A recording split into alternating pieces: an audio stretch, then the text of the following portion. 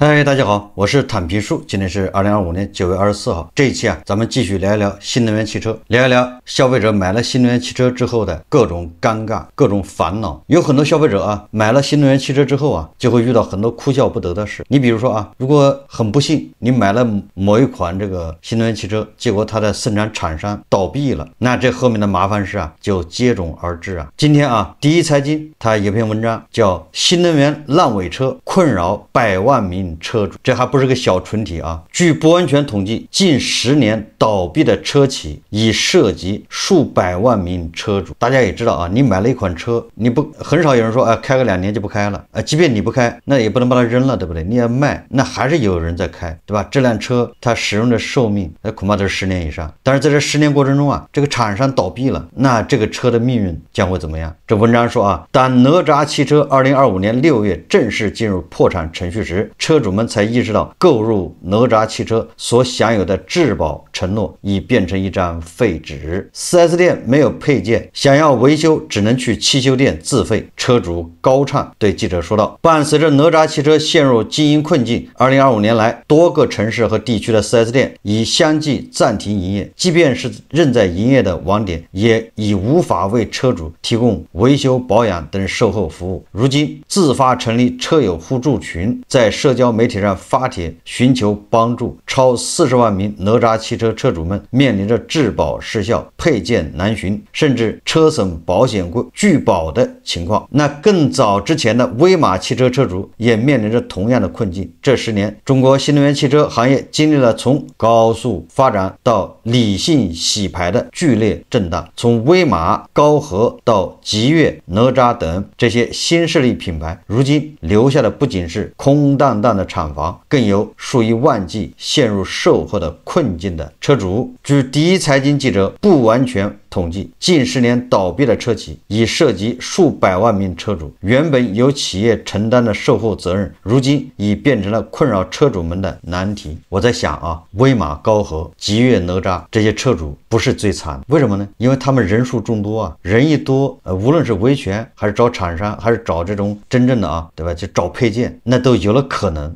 大家想象一下，最惨的恐怕是恒大汽车，叫恒驰5吧，它交付好像是几千辆。我就想知道这几千个车主现在还好吗？你的车到什么程度了？如果配件坏了，有没有地方可以换？这几千个车主就像对吧，石沉大海，他就是想发声也发不出来，太少了，恐怕也只能自认倒霉。质保体系崩塌，车主维修无门。今年9月，多名哪吒汽车车主收到了车联网终止服务短信通知。购车时，哪吒汽车曾承诺终身或5年免费通用 5G 流量，但由于车联网终止服务，车主们已经无法使用远程遥控、车机娱乐等车联网功能，断网造成的车门打不开，最终只能自掏腰包买流量。断网自己买流量还是小事，关键是车辆还在质保范围内，出了问题，现在既联系不上厂家，也没办法从 4S 店找到配件，只能自费维修。高畅对记者表示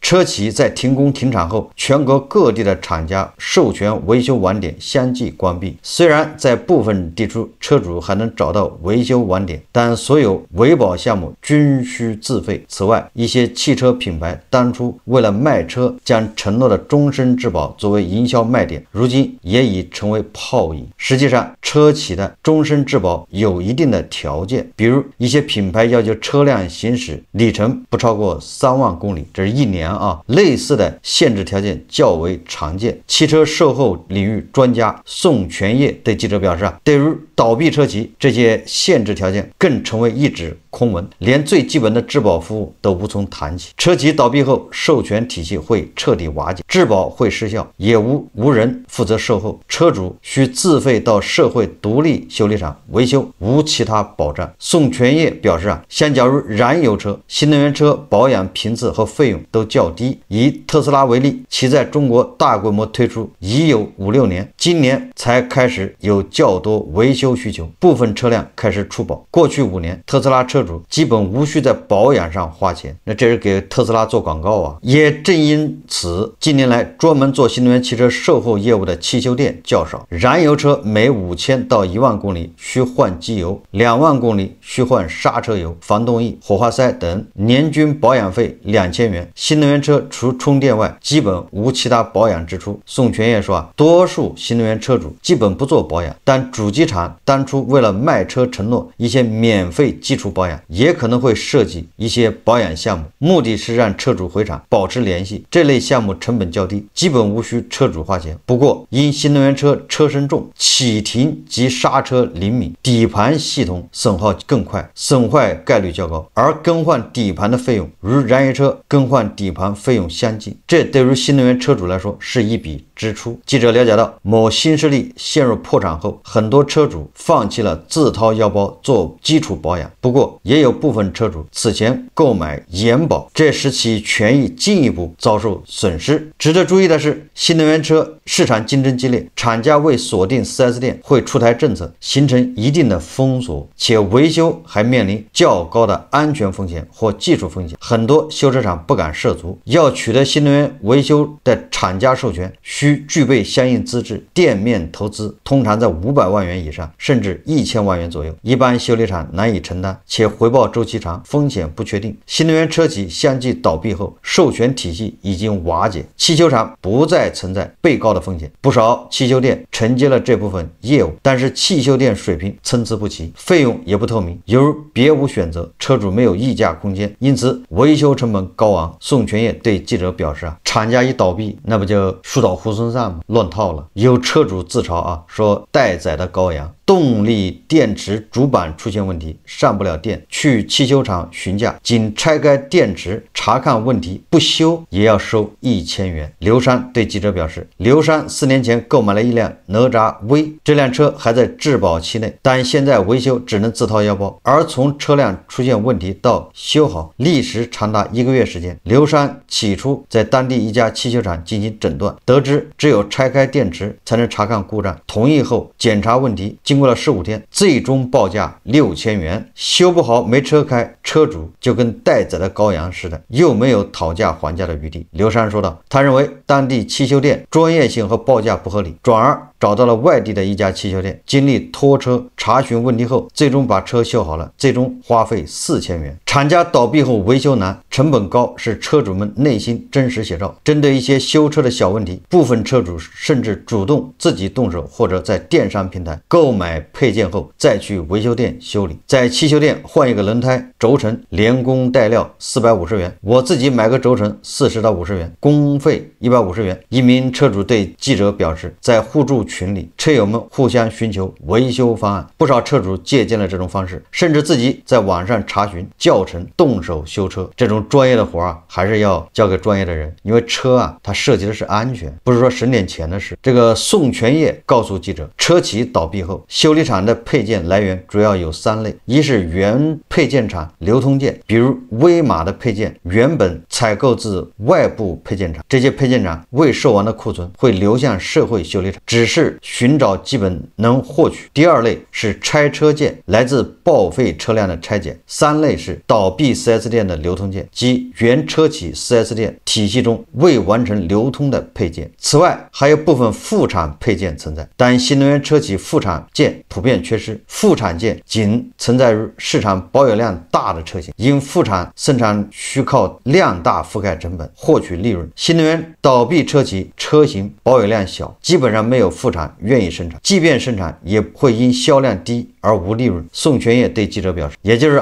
这销量少的新能源汽车本身维修就是个问题，你的配件在哪儿找？如果是通用配件还好一点，但是很多新能源汽车厂商他为了追求这个标新立异，为了追求跟其他的产品做区别，他总是在设计上做一些改变。第一财经记者调查发现，抖音等社交媒体平台上出现威马专修等账号。宋全业告诉记者，所谓的专修店基本都是营销噱头，并非官方授权权的专修店，这官方都已经倒闭了，哪还有什么授权呢？而这些业务也仅是汽修店的一部分业务，无法仅靠维修破产车企的车存活，仅能作为汽修店的附加业务。一个城市内总有少量该类车型，有人愿意承接，可多赚些钱，且车主无其他选择，即便汽修店报价高，车主也无议价空间。宋全也表示正因选择少，配件难找，车主修车费用自然偏高，因为车主无其他选择。宋全也表示他说当前汽修店行业潜规则难以避免，主要原因在于倒闭车企的优质配件难以获取，车企倒闭后服务器也无人维护，威马等已正式破产的车企，服务器关闭后，第三方修理厂在合法层面无法操作电池诊断等业务，若通过破解系统维修，此前可能会被追责，但现在车企主体消失了，就无法追责。他表示，我记得以前咱们说过这个很多车企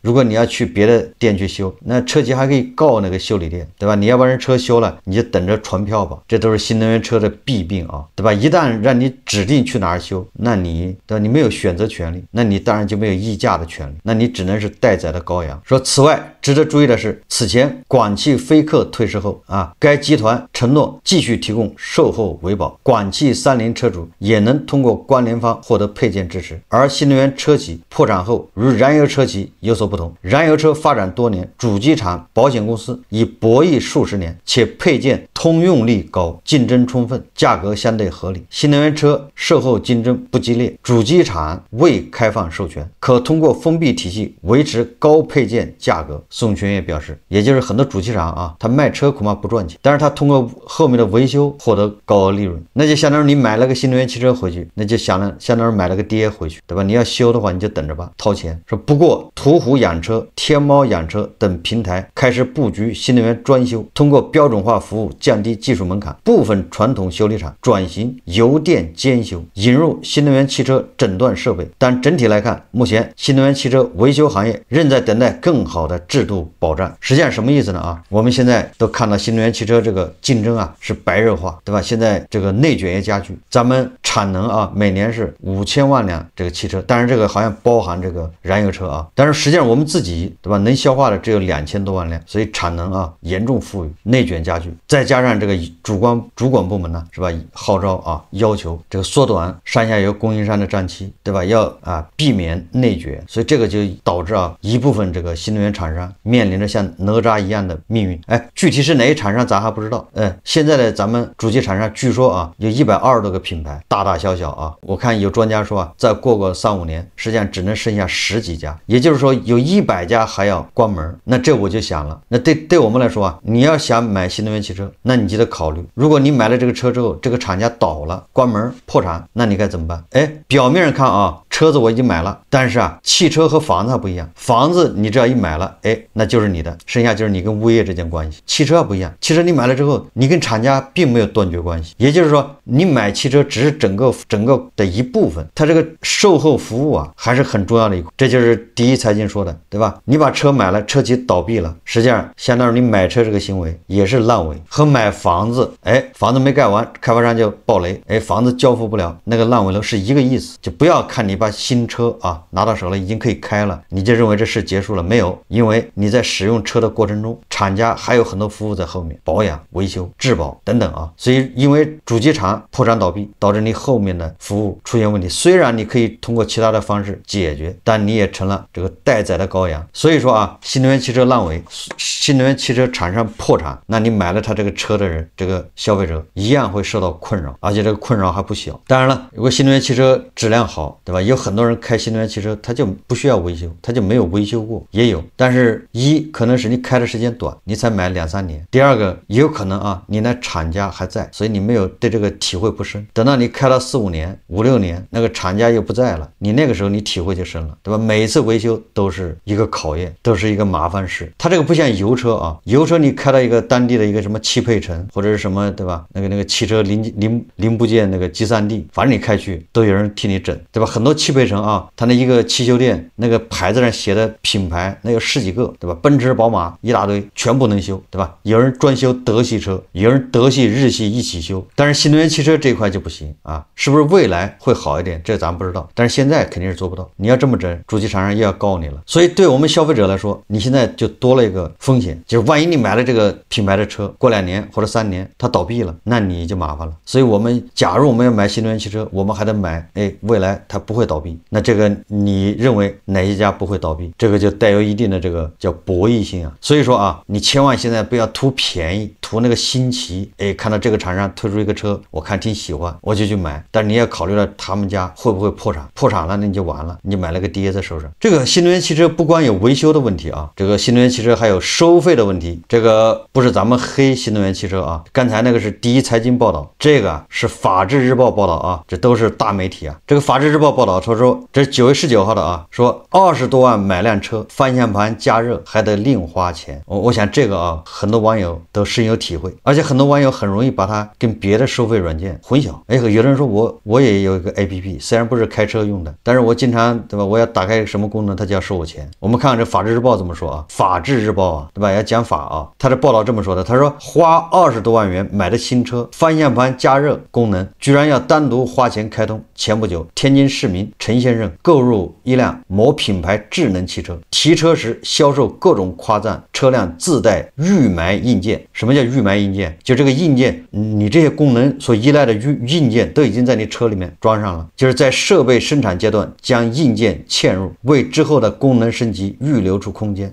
你在 4S 店买车的时候啊，人家拼命的给他吹这些功能那些功能，但是啊，他也没说这些功能啊，到时候要付钱，要付包月费用或者是按次收费等等。前几天陈先生心血来潮想试一试方向盘加热功能，却发现处于锁定状态，需在车机系统内额外支付费用才能启用。作为车主花那么多钱买车，使用车辆功能还要额外付费，这个合理吗？陈先生质疑，买车时花的钱难道不包含该车辆功能使用权吗？实际上这个大家啊都应该对吧，对这个有一个正确的判断，也就是厂家这么做合理不合理。这一情况并非个例，随着汽车产业向智能化、联网化转型，硬件预埋加软件订阅的商业模式被越来越多的车企采用。法制日报记者在调查中发现，一些消费者花费10几万乃至数十万元购入一辆智能汽车后，虽然拥有了车辆的所有权，却并不意味着拥有了车辆所有功能的使用权。4驱系统、方向盘加热等硬件功能，除额外付费才能启用；导航、语音助手等软件服务不续费就会被限制使用。还有一些重要的系统功能被归于娱乐流量，需要付费解锁。就是当然你买了个车回去对吧，花了10几万20万，结果你发现打开上面你用这个要花钱，用那个要花钱，什么都要花钱。这个是在开油车的时候很难遇到的这个情况，但是你开电车就更容易遇到这种情况。软件硬件使用收费。今年4月，北京车主李女士在用车时发现车辆中中控屏显示循迹倒车、遥控泊车2项功能需付费解锁，永久开通价1998。 APP 内甚至还标注了不同的时段的优惠价，就是你开你的车，你晚上8点多你要是打开自动这个倒车功能，那对不起贵一点，对吧？你要是夜里凌晨3点多那就便宜点。他还搞高峰时段，他还削峰填谷，就问你服气不服气。当他咨询 4S 店工作人员如何使用时，对方竟表示厂家没做过相关培训，我也不知道，建议先不购买。记者调查发现，有车企在生产阶段便将座椅加热、4驱系统、驾驶辅助传感器等硬件装配到车辆上，当消费者购车后若想使用这些功能，需额外支付费用解锁。这种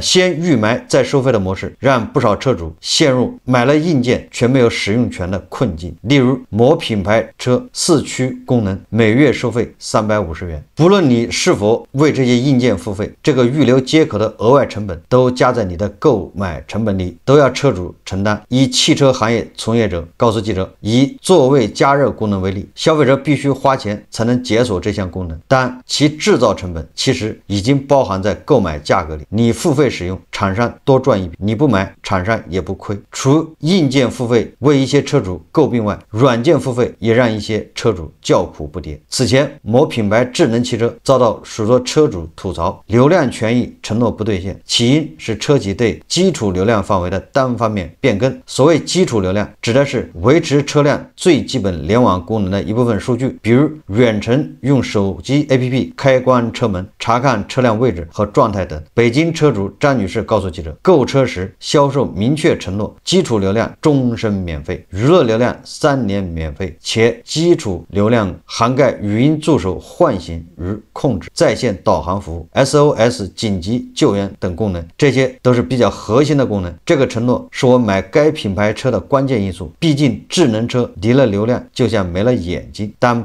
前不久说张女士发现基础流量范围被大幅缩减，原本包含的语音助手、OTA 升级、在线导航等功能都被车企划归为娱乐流量，也就是要收费，需在3年免费期后自行续费。 SOS 紧急救援功能也被排除在基础流量外，仅剩远程 APP 功能属于终身免费范畴。张女士无奈道，难道出了事故还得想办法让车辆连上手机热点才能使用紧急救援吗？说每天打开车机系统都能看到服务即将到期的弹窗，关闭后没有过几分钟又弹出来，简直是骚扰式提醒。来自天津的某品牌车主郑先生吐槽道，他在2023年购买某品牌车时被强制购买智能车联服务，前不久服务到期后，车机系统开始频繁推送续费提醒，不仅弹窗，导航时还会语音播报服务即将中断，请尽快续费，严重影响驾驶安全。也就是这些厂商为了收费就无所不用其极，对吧？哪怕是影响到驾驶安全了，他还要这么做，规则不完善，存在隐患。北京市民刘先生是某品牌智能汽车的车主，近期他手机里的智驾 APP 经常弹出隐私政策更新提示，更新内容中包含向您提供产品推广活动、要约等消息推送条款，这意味着车企可能利用车主隐私数据进行广告推广。刘先生选择不同意，当 APP 随即闪退，再也无法登录使用，导致他无法使用远程解锁、启动等功能，也就是这是个强制功能，你要是选择不接受，那你这 APP 就用不了了。这就是流氓这就是绑架，这比那个流氓软件还要流氓。不同意隐私政策就用不了 APP， 用不了 APP 就没办法远程控制车辆。我买的是车，车企凭什么断供我的使用权？刘先生愤怒地说，对于车辆所有权与使用权分离的现象，受访车主高度一致，反对购车后额外支付硬件、软件使用费。也就是说你买了车辆的这个所有权是你的，但是使用权还不一定是你的。实际上这都是误解。很多新能源汽车你买了车，所有权也不一定是你的。这个咱们在节目中介绍过，对吧？如果你贷款买了一辆新能源汽车，然后你再把这车你要卖掉，那对不起，那买车这个人还挺麻烦的。咱们节目介绍过，你以为你买了他车，实际上你没买着，在厂商那里，你这辆车的所有权根本没有发生转移。虽然你这车都过户了本上写的是你名，但是人厂商不认，到时候一样的会把你车远程锁定，这还是个争议点。采访中，记者注意到车主的不满主要集中在3个方面：一是承诺变卦，如从基础流量终身免费缩减为仅远程控制免费；二是所有权被架空，硬件虽归自己所有，却需付费解锁，软件服务到期就被限制功能；三是安全受威胁，如 SOS 功能与流量绑定，续费提醒影响驾驶安全等。车企对此态度如何？记者以车主身份咨询相关车企，一车企回应称，软件研发成本高，认为付费订阅是合理模式；另有车企认为，根据不同阶段、不同价段的车型市场定位、价格及配置差异，权益方案存在区别。消费者不满可能是因为信息传递表述不一致。北京交通大学北京综合交通发展研究院教授郑翔说车企硬件预买加软件订阅模式本质是将一次性产权交易部分转为长期服务租赁，但对消费者权益保护却存在以下不完善之处：信息不透明，一些车企未充分披露服务成本、收费依据、取消方式、选择权限等，通过高频提醒、技术限制、公平性存疑。硬件预买让用户承担不必要的硬件成本，订阅制长期支出可能远超一次性买断，且费用可能逐年上涨。制定规范明确边界。法制日报说那么如何规范智能汽车功能付费模式，保护消费者合法权益？受访专家指出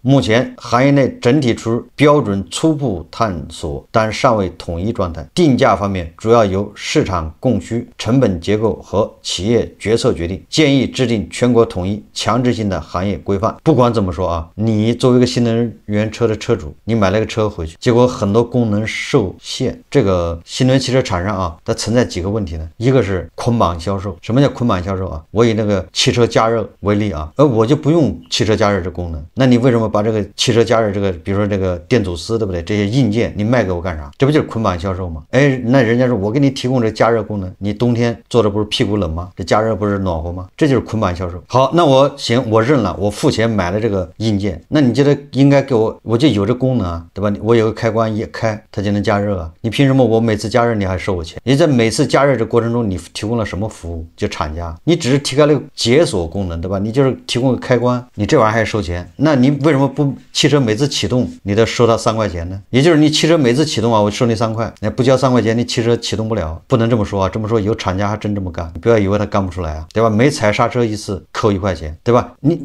这个逻辑是一样的你汽车加热你就能收他，你要解锁那你刹车也得解锁每踩一次刹车你就得交2块钱，那或者刹车功能包月，对吧？1个月交50块钱刹车，对吧？你也不交这钱，到时候刹车刹不了，用不了。所以说逻辑是一样的，你要想一想你就明白了他这个做法是完全是错误的，不合理的，不要给他找借口。实际上就是主管部门缺位，他就任由这个新能源汽车行业野蛮生长，坑害消费者这是关于硬件收费就是说你这个硬件我已经掏了钱了，你装在这个车上面，完了用的时候你还要交钱，那这是完全违法的，这就是侵害消费者权益，没有这道理。那第二个就是软件收费，那这个有另当别论这软件你看哪些是基础功能，就是我买车的时候我已经交完钱了，那这些功能我就能用。但是有的软件你看它随着它不停的要升级升级要花钱，就是人家后端还要做服务，对吧？各种数据升级，各种这个算法升级，人家在服务器那端要做大量的研究大量的投入，那你作为消费者用的话，那你要交一定的费用，我觉得这个是合理的。因为